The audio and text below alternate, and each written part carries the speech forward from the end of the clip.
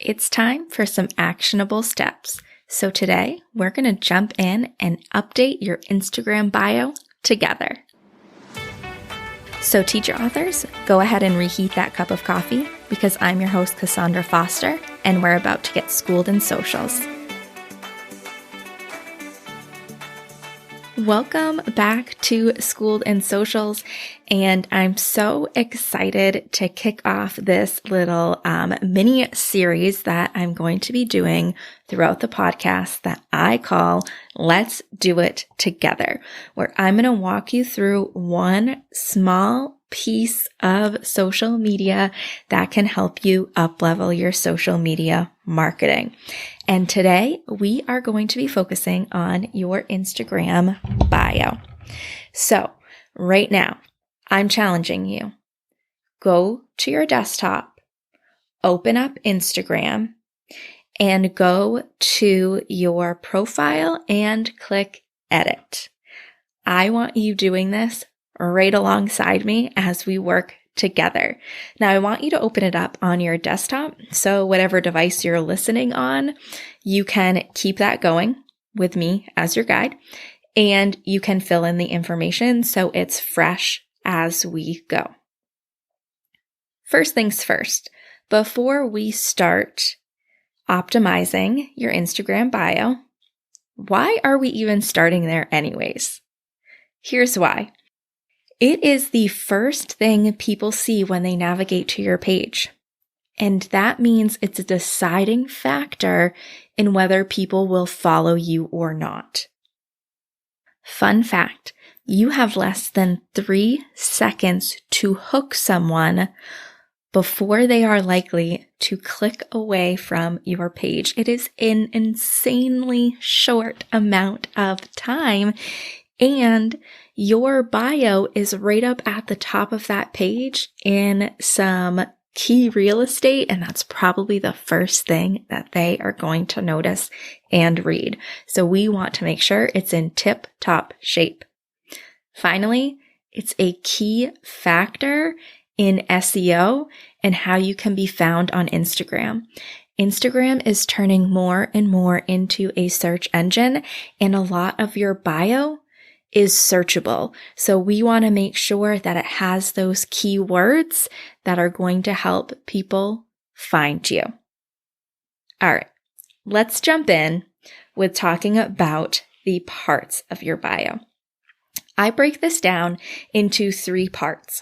So as you're looking and you're editing your profile, you will see a spot where you can put your name, and this is also a spot where you can put your title. Then you'll also see username, which you're not going to have to worry about. You're going to see website, which we're going to talk about later because you can only edit this on mobile. And then you're going to see the field that says bio. So when I think about your Instagram bio, I think of that name field as one piece. Then your bio, which is where you talk about yourself and how you help people. And within that bio, you also want a call to action. So we have 3 parts we really want to make sure that we optimize: your name, your bio, and your call to action. So first thing, let's start in that name box. And here is where we want to put our name and our title. And this is the top bolded line of your bio when it shows up on Instagram. And we want to use this area to include your name so people know who you are. Please make sure you include this. Some people don't, and it makes it really hard to connect with them when you don't know the person's name. You don't have to put your full name, just your first name will be great. And then you also want to put your title. So when I say title, you want to focus on how you can help your audience members. So if someone is clicking to your page and they want to quickly know how you're going to help them, that should be your title of what you do. And this field is searchable. So we really want to make sure we're using specific keywords here that our potential audience is going to be searching on Instagram. And so thinking about being specific, for example, science teacher versus middle school science teacher. You're probably going to pull in more people who are a better fit for your audience, and you probably won't have as much competition to show up in the search if you use middle school science teacher versus science teacher. To kind of figure out what you should put as your title in this field, you can do a quick search of the title you want to use on Instagram, just in that search section, and see what keywords pop up as you type it in. That can give you some direction on what people are already looking for, and you could pick one of those terms that's trending that most reflects how you help people. You can also narrow it down and see what kinds of accounts pop up when you put in the term that you would like to use. Are they accounts that are similar to yours or not similar to yours? Are they actually doing the same thing as you? And again, that can help you narrow down what will be best for your title. When you are putting in your name and title field, you want to make sure that you separate your name from your title. People usually use one of those vertical pipes or lines to separate their name from their title section. It just makes it much easier to read. So for example, mine says Cassandra, vertical pipe, social media manager for teacher authors. All right, go ahead and pause where you are in the podcast right now and take a minute to try to draft your name and title field for your bio. Okay, hopefully by now you have drafted something for your name and your title field. Don't worry, you can always come back to it and change it later if you want to. Let's move on and start talking about your bio. So this section is all about telling people how you can help them, your experience, what they can expect from your account. Again, keep keywords related to your niche in mind because these keywords are used within the algorithm to help bring up accounts as people are searching for different things. In this section, you don't want to have just a block of text because that's harder to read when people come to your page. Again, remember, we have about 3 seconds to capture them. We want to make sure we do it. So break your bio into several short lines and use emojis to also help break that up as well. You can also try using symbols like the and symbol as well as emojis to help give more information because you are confined to 150 characters. So this is where it takes a little bit of revising because you're probably not going to get everything you want in your bio the first go around, but you can definitely do it. I promise. Also, it's nice to include a little extra information about yourself so that potential audience members can easily see if they connect with you on a different level than just needing your resource. This can really help bring people into your community if they see that you connect on another level besides them just needing something from you. Okay, so to give you an example here, this is how I set up my bio to tell people how I can help them, my experience, and kind of what they can expect from my account. So I start off and I say on the first line, IG and FB, so I'm using those acronyms there to help save space. So IG and FB social media management for busy teacher authors. That's what I do and how I can help you. And then my next line, I use an apple emoji and I put former teacher and I use the arrow emoji to kind of show turned social media manager.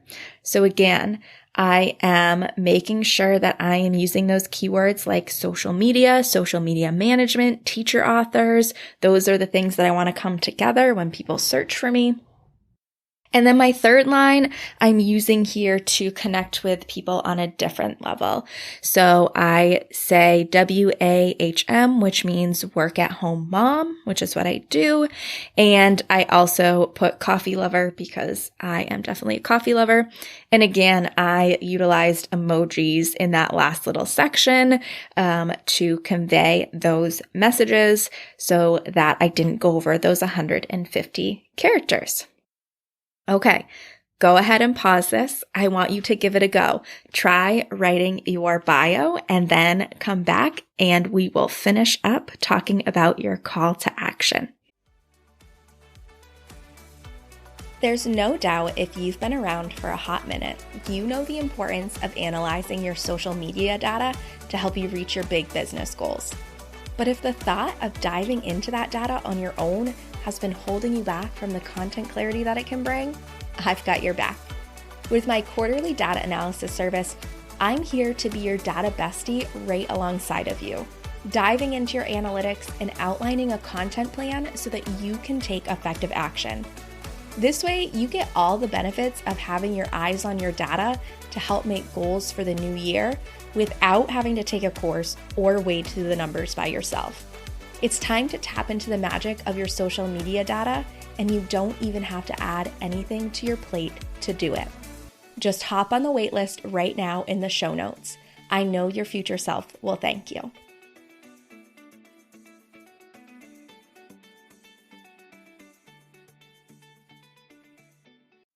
Okay, so your call to action is going to be the last line of your bio. So you want to make sure you leave some room in your bio for this call to action. We want people to do something when they get to our page. And so a call to action, it's usually enticing people to click on the link in your bio to access a freebie, get your resources, sign up for a membership, read your blog, etc. We want them to take action. So what you put here really depends on your goals. If you're looking to grow your email list, your CTA might be about your lead magnet. If you're looking to promote your new membership, your CTA might revolve around that. If you're looking to drive more traffic about your blog, then you probably want to have a call to action about reading the blog. So what we want is to be very specific so people know exactly where they're going, where they're going to land, and what they're going to expect once they hit that link in bio. We don't kind of want to lose them in the shuffle.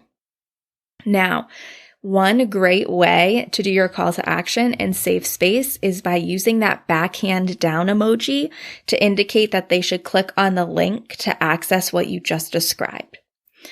So for example, mine has an emoji of a camera and it says free 25 teacher reels ideas with the backhand emoji. So that last line of your bio comes right before where your link is displayed. So that's a really great way to indicate, hey, click this link below right here. And again, I am working on building my email list, and this is one of my freebies that is a lead magnet. And so I've chosen to use that as my call to action. All right, let's pause for a second and go ahead and try to add your call to action into your bio.